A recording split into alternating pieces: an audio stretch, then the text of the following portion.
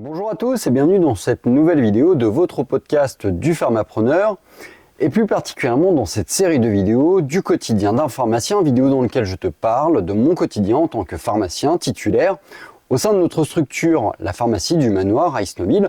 Je te parle de mes interactions avec mes collègues de la pharmacie, avec mes confrères des pharmacies dans lesquelles nous sommes associés, mais également avec mon groupe de copains pharmaciens des Avengers avec lesquels nous travaillons pas mal de laboratoires en rétrocession. Je te parle également de mes interactions avec les délégués commerciaux, mes passions, bref, je te parle de mon quotidien, de mes problématiques, des solutions parfois que je trouve, avec toujours une seule et même volonté, celle de faire partager notre quotidien, de faire progresser notre profession et finalement de lui apporter un plus et de sortir certains pharmaciens de l'isolement. Alors qu'est-ce qui s'est passé durant cette semaine ? Alors, nous, sur Isnoville, il y a un truc qui est notable, c'est que les vacances commencent clairement à se faire ressentir.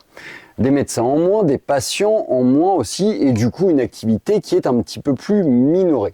Alors j'ai récupéré du monde au niveau de ma pharmacie, donc récupération d'un petit peu de collaborateurs, départ de certains collaborateurs, mais avec parfois moins d'efficience au comptoir, on va dire. Et du coup, une activité qui au comptoir est parfois dense, mais finalement assez souple, ce qui nous permet d'avancer sur un certain nombre d'items, notamment, et je dirais que c'est l'item principal, celui qui drive cette période du mois de juillet et du mois d'août, celui de remettre d'équerre, la pharmacie, la remettre d'équerre sur ses stocks, la remettre d'équerre sur son administratif, la remettre d'équerre sur sa logistique de façon à pouvoir repartir sur 12 mois pleine balle à partir du mois de septembre. Alors, qu'est-ce qu'on a fait cette semaine ? Déjà, lundi, arrivé tôt, forcément, avec pour objectif de lancer tout de suite la réception des commandes de façon à être, je dirais, rapidement libre, disponible sur l'ensemble de la semaine et puis finalement faire un petit peu le point de tout ce qu'il y a à faire durant la semaine. J'avais également un certain nombre de documents à remplir, de coups de fil à passer, donc il était important que cette immobilisation que je peux avoir à l'étage dans le remplissage de notre robot soit fait le plus rapidement possible. Alors j'ai fait ça, évidemment il y a toujours un peu de comptoir qui auréole ces petites missions, beaucoup de rangement, je dirais, de logistique, rangement de gamme, rangement de produits périmés également, parce que tout simplement il est grand temps finalement d'organiser aussi tous les produits périmés qui vont être repris ensuite par les laboratoires.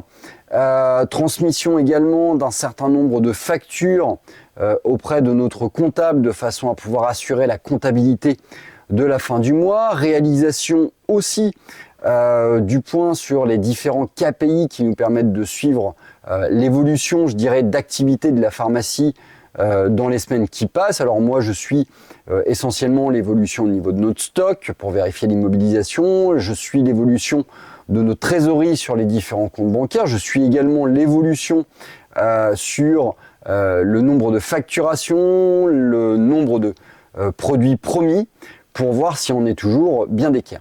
J'en ai profité également sur ce lundi pour faire un peu d'administratif.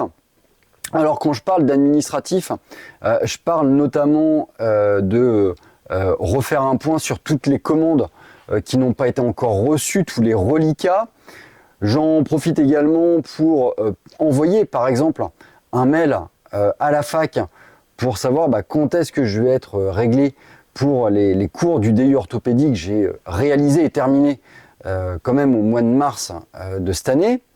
J'en ai profité également pour envoyer un mail à la SERP parce que on a passé un accord avec la SERP qui vont nous reprendre une partie des timbres qui nous servent à envoyer une partie de nos rétrocessions à nos pharmacies satellites et pour voir avec eux quand est-ce que tout ça allait être repris. J'en ai profité également pour faire le point avec ma collègue Sylvie sur tout ce qui est gestion des produits périmés et sur lequel on va effectuer une vérité des stocks. Et j'en ai profité également pour payer une amende que j'ai eue il y a 2 semaines. Et alors, j'en profite pour te parler d'un truc, parce que du coup, en fait, c'est assez marrant, parce que tu te rends compte à quel point le système est bien fait, en tout cas au niveau de l'État. J'ai voulu comment dirais-je, contester l'amende qui m'a été donnée. Et bon, en fait, en vérité, c'est carrément compliqué la contestation. Et puis par contre, c'est extrêmement simple finalement de la payer l'amende. Et c'est là où tu te rends compte que l'État manage très bien un principe assez important dans le commerce, qui est le principe de friction. Le principe de friction, c'est de rendre compliqué les actions qu'on ne veut pas qu'ils soient réalisées et de rendre simples les actions qui doivent être faites.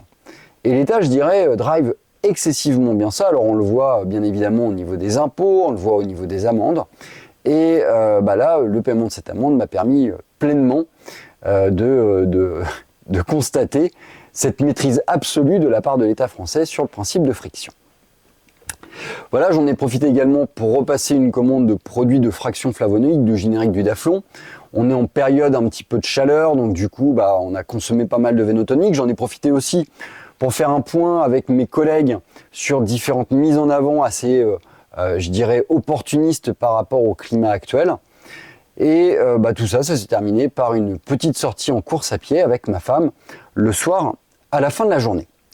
Mardi, avec ma collègue Noémie, on a réalisé les anticipants d'eau et Noémie en a profité également pour mettre à jour l'intégralité du classeur des anticipants d'eau. J'en avais fait une partie durant ma dernière garde et je m'étais rendu compte que les différentes fiches qu'on utilisait étaient plus à jour, mal complétées, brouillonnes. Bref, il y avait un risque d'erreur qui était évident.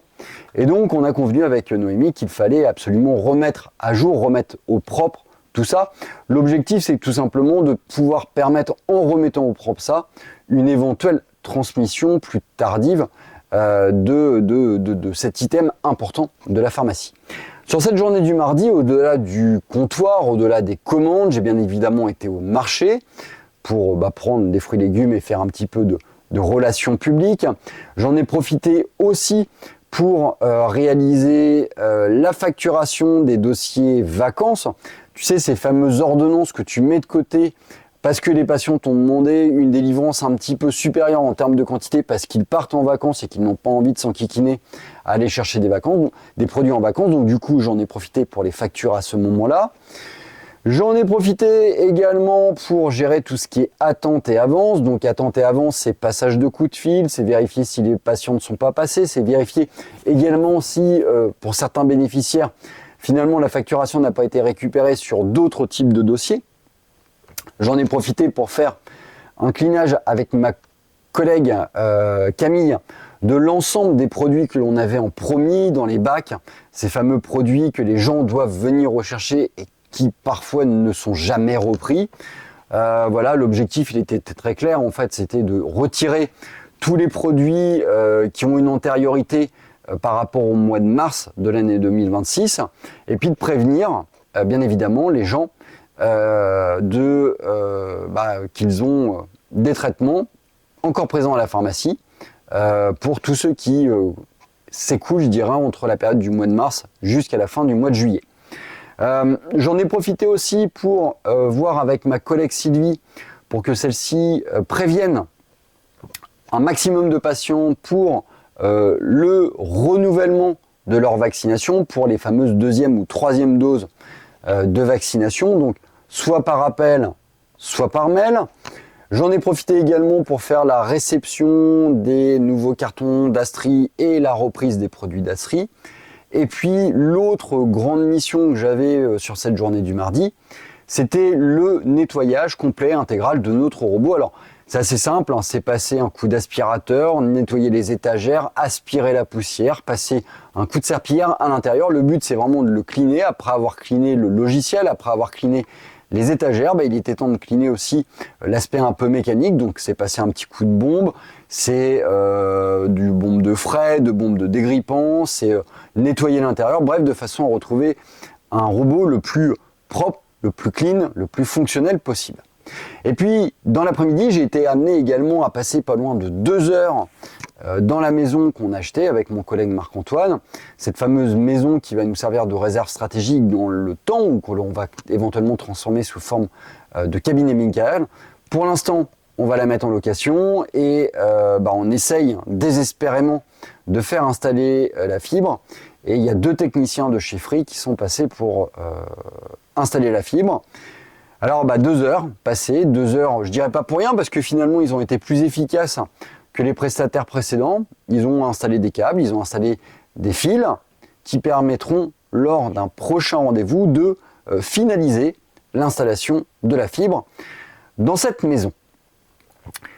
Fin de cette journée du mardi, on bascule directement sur la journée du mercredi. Mercredi, je vais courir, beaucoup de coups de fil à passer, en rapport avec un projet dont je te parlerai plus tard dans le journal d'une installation et qui se concrétise avec des coups de fil qui font très plaisir et qui permettent de lancer officiellement un projet énorme que j'aurai plaisir de te partager dans les prochains mois et prochaines années à venir.